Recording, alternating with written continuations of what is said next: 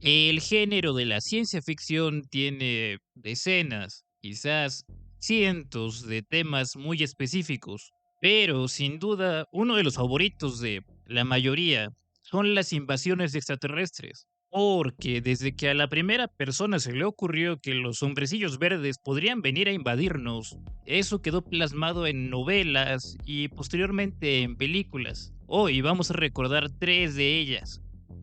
La premisa de la película Especies arranca con un concepto, pues extraño, pero para algunos de hecho bastante posible. Todo comienza cuando en las instalaciones del programa SETI o búsqueda de inteligencia extraterrestre, que de hecho sí existe, reciben un mensaje extraño, pero bastante valioso para la comunidad científica de ese mundo de ficción. Se trata de una transmisión de origen extraterrestre que, de hecho, muy convenientemente para la trama, contenía instrucciones exactas de cómo combinar el ADN humano con ADN alienígena. Así que un grupo de científicos de dudosa ética y, pues, no sé, muy malos tomando decisiones porque se pusieron a crear un monstruo de quién sabe qué lugar, comienzan su experimento. Y para sorpresa de todo el mundo, lo que resultó no fue un hombrecillo verde o un pulpo. De hecho, el resultado fue una pequeña niña híbrida que llamaron Sil, pero se dieron cuenta de que tenía un detalle impresionante, y era su acelerado crecimiento. Por alguna razón que la verdad nunca me quedó del todo clara, decidieron que lo mejor era regresarla al espacio, pero en forma de angelito. Sin embargo, no tenían en cuenta que de hecho la criatura tenía habilidades más allá de lo que ellos esperaban, y logra escaparse del laboratorio.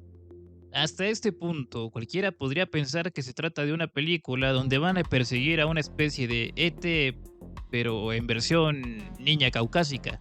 Pero esto no es así. Recordemos que la criatura tiene una especie de metabolismo acelerado. Entonces pasa en un par de horas de ser una niña chiquita a, pues, una muchachona. Y su código biológico empieza a decirle que debe reproducirse y así crear una nueva raza para conquistar la Tierra. Es entonces cuando el gobierno de Estados Unidos decide armar un equipo, pero este equipo es bastante extraño y muy noventero. El equipo lo conforman con un mercenario, un antropólogo, un biólogo y un telépata. Porque sí, quizás muchas personas ya no lo recuerden, pero hubo un momento en los 80s y 90s que la policía de hecho sí contrataba psíquicos y telépatas para ayudarlos en sus casos. Y es así como este equipo debe de tener la invasión alienígena más extraña de la historia del cine. Porque en este caso los enemigos no cuentan con armas súper avanzadas o tampoco son los ladrones de cuerpos, sino que más bien es algo así como una invasión de supermodelos. De hecho, hablando del diseño de la versión alienígena de SEAL, podemos mencionar que su creador fue H.R. Geiger, el diseñador del famoso alien de Alien, o mejor conocido como el xenomorfo. Si ponemos atención a la forma de SEAL en su versión extraterrestre, notaremos que de hecho, pues es fiel al trabajo y estilo oscuro y biomecánico de Geiger. Como dato curioso, la idea de Geiger, como la vimos en la película, él mismo la financió, porque cuando la producción vio los diseños que él quería implementar, pues se les hizo muy raro y le dijeron que no iban a poner dinero en eso. A lo que él dijo, haré mi propia alien, guapota y con aguacate. Así que él mismo desembolsó algo así como $100,000 para poder hacer realidad su diseño. Por el otro lado, la parte humana de Seal fue la actriz Natasha Henstridge, que tuvo el gran reto de lograr los movimientos antinaturales, casi robóticos de su forma alienígena. Como dato curioso, de hecho la actriz sí era modelo también. Entonces, alguna vez ha declarado que, de hecho, las caminatas de pasarela le ayudaron bastante a poder interpretar el papel para mantener una postura rígida y desconectada del lenguaje corporal humano natural. En su época, la película generó mucha controversia y morbo por el tipo de escenas que tenía. Los críticos la destrozaron por considerarla cine B con mucho presupuesto, pero el público llenó las salas. No sabemos a ciencia cierta si lo que capturó la atención de los espectadores fue el thriller de suspenso de ciencia ficción, las ideas de clonación y todo este ambiente de los 90 sobre el espacio y la tecnología desconocida. O solamente la idea de ser conquistados por supermodelos era atractiva.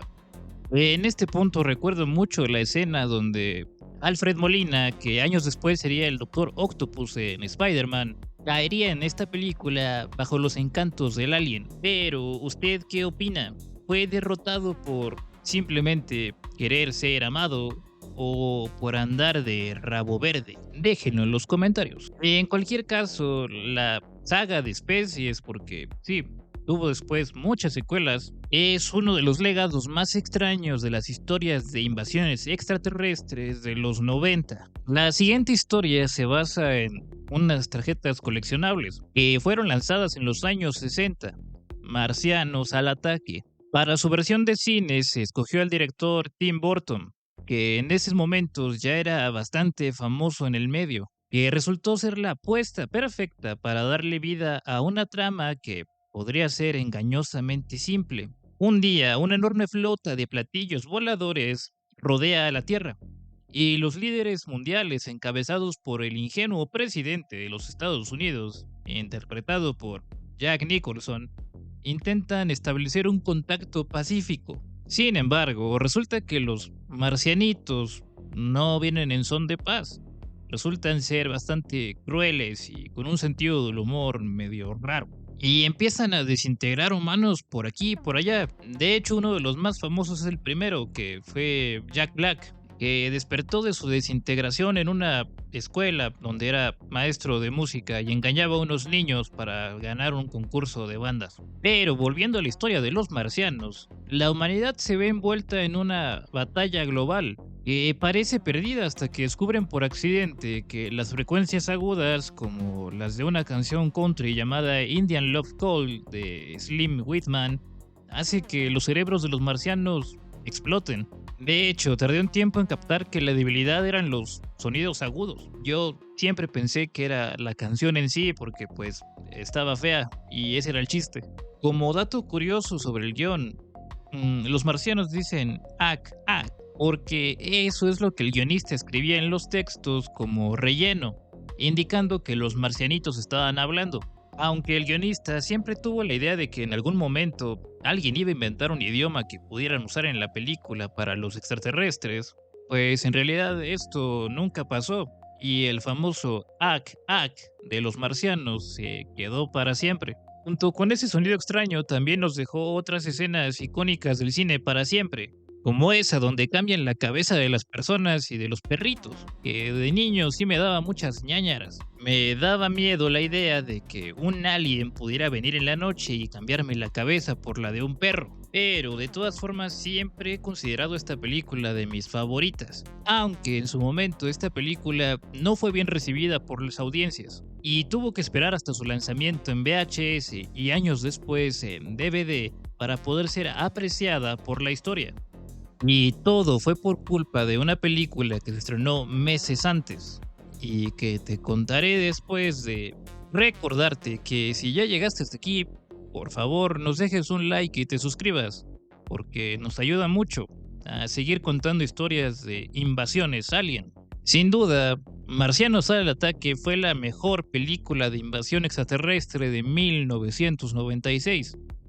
O al menos eso diríamos todos, si Will Smith no hubiera estrenado el Día de la Independencia el mismo año. Porque sí, esa fue la razón por la que Marcianos al ataque fue vista como un bicho raro.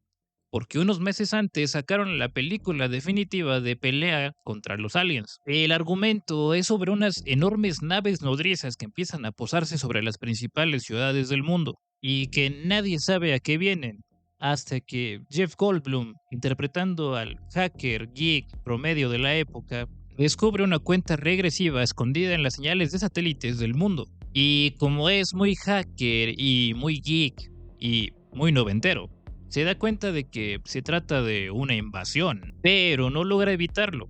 Y las naves atacan las ciudades, acabando con cientos y cientos de personas. Pero afortunadamente para el mundo, uno de los sobrevivientes fue Will Smith, uno de los héroes más grandes de los 90, quien con ayuda de Jeff Goldblum y el presidente de los Estados Unidos elaboran un plan para el 4 de julio, el día de la independencia de Estados Unidos, en el que van a buscar infiltrarse en la nave nodriza para inyectar un virus informático, lo que también es un detalle súper de los 90.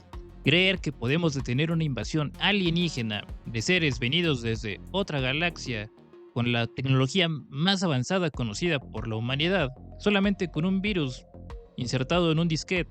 Pero bueno, digamos que Jeff Goldblum de hecho era el hacker más hacker de la historia y que los aliens no habían pagado su antivirus y por eso funcionó al final. Una de las leyendas más famosas alrededor de la película es la relacionada con la explosión de la Casa Blanca. Se dice que el director Ronald Emmerich estaba tan obsesionado con alcanzar el realismo en esta escena que instruyó para construir maquetas y la explosión fue 100% real. El hecho es que una vez que se rodó la escena y posteriormente en avances o en los noticieros llegaban a colocarla, había personas que se la creían, de verdad pensaban que era un accidente que había ocurrido. Por otra parte, hay otra anécdota que cuenta que el ejército de los Estados Unidos había acordado participar para producir la película, dejando que se grabaran bases y aviones y material militar real. Pero cuando se dieron cuenta de que la historia involucraba extraterrestres, el Área 51 y los marcianitos de Roswell, pues dijeron que mejor siempre no. El impacto del Día de la Independencia ha sido como muy pocos en la historia del cine. Fue la película más taquillera de 1996 y cambió para siempre la fórmula del cine de verano, dejándonos legados increíbles como la carrera de Will Smith, que terminó de ser el príncipe del rap y se convirtió en un héroe de acción, o el famoso discurso que dice el presidente en el Día de la Independencia, que años después se robaría un candidato de Jujuy en Argentina. Pero yo también quisiera decir ese discurso algún día. Deja en los comentarios tu película favorita de marcianos. Hasta la próxima.